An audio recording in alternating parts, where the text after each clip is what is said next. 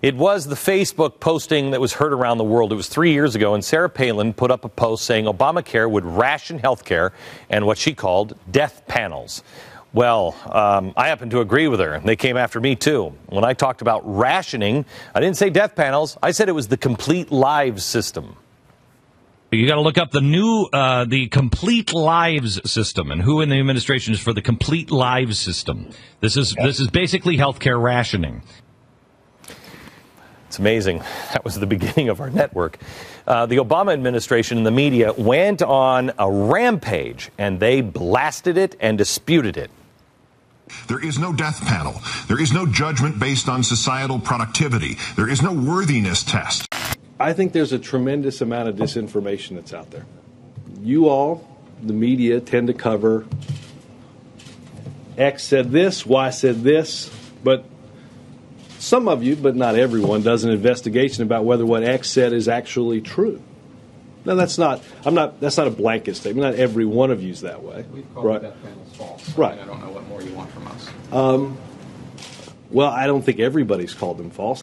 Some of people's concerns have grown out of bogus claims spread by those whose only agenda is to kill reform at any cost.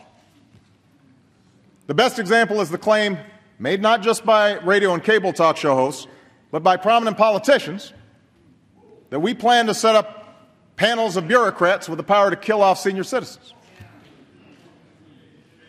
Now, such a charge would be laughable if it weren't so cynical and irresponsible. It is a lie, plain and simple. Folks, no one in the government, nobody anywhere, no panel is going to sit down and tell your doctor anything about how to care for you, where we're all going to get to at that end of life period. It's malarkey.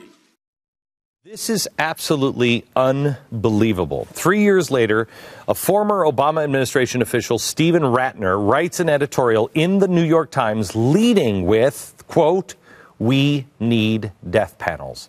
He claims that too many Medicare resources are wasted on the elderly in their last years of life, and it's now time for rationing. I got news for you. Rationing is already here. It's happening with patients who are waiting for kidney transplants, and for some strange reason, nobody's talking about it. Dr. Dave Janda, he is an orthopedic surgeon from Michigan, and you've been following this and ringing this bell for quite some time. I guess I would be one of those radio or talk show hosts that the president was addressing in his State of the Union that said was making things up just to stop progress. Well, you and Sarah Palin and myself. Yeah. In fact, Glenn, I've been trying to ring this bell for over 3.5 years, and you were the only one, and I'm not just saying this because I'm here, it's the truth. You were the only one in the media that allowed me to ring that bell. You see, Obamacare is really two parts. It's not just that health care bill that was passed in March of 2010. The first part of Obamacare was actually hidden in the stimulus bill. And that's where the big rationing board was, the Federal Coordinating Council for Comparative Effectiveness Research. Say it again. Hang on just a second. I want to. Yeah, it's a mouthful. I want to get this right. The Federal Coordinating Council for Comparative Effectiveness Research. What's that? That's a rationing board. Now, how do I know that? Because the definition of comparative effectiveness, that's in the title, is the approval or denial of a test or treatment solely based on two things: the cost of that test or treatment divided by, get this now, the number of years the patient will benefit from that test or treatment. So it's not even effectiveness. No, it has nothing to do with quality of care. And let's get that straight. Obamacare is not about creating more available, more affordable, more quality-oriented care. No. It's all about cutting costs, what I believe is the most unethical and inhumane means of cutting costs, something I fought my entire 30-year career in medicine about, and that's the rationing and denying of care. You see, that formula I just gave you is the same formula that they use in the British healthcare system. Okay, so the death panels that the president said, I mean, it's pathological, the lying that was going on there. I would completely 110% agree with you. I don't think it's incompetence. I think it's called the Federal Coordinating Council for Comparative Effectiveness Research. It's in his own bill. And listen, there's 16 members on that council, and they were all appointed by him. That was in the stimulus bill. It was passed into law in February of 2009. Okay. So we also have Zeke Emanuel's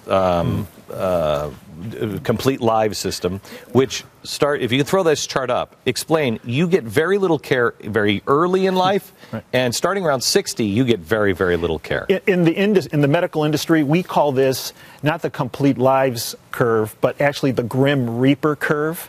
And the reason is because according to the work Ezekiel Emanuel did, and if his last name sounds familiar, he happens to be the brother of Rahm Emanuel, right, the former chief of staff of Obama, current mayor of Chicago, my former hometown. It shows that if prior to 15 years of age and after 40 years of age, it's questionable whether you're going to get treated because you're not seen as a productive member of society. Glenn, there's one word to describe that curve. Evil. And I'm just not throwing that. I mean it. It is truly evil. It is everything I have fought against in my career. The vast majority of folks in our profession of medicine have fought against. You know, when I became a physician in my first year of medical school 32 years ago at Northwestern University in Chicago, I raised my hand and I took an oath every provider has taken since 400 BC, the Hippocratic Oath. And that oath is about doing no harm.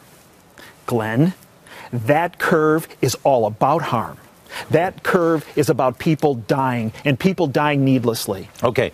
When we come back, I'm going to take a quick break. When we come back, I want to talk a little bit about, remember, you look this up, the Federal Coordinating Council for Comparative Effectiveness Research. That's in the stimulus package. But beyond, hey, that's in there, and maybe someday it'll kick in. It already is kicking in. I want to go over the New York Times article by Stephen Ratner and then tell you what's happening with kidneys. If you're on a kidney transplant list, good luck. Back in a second.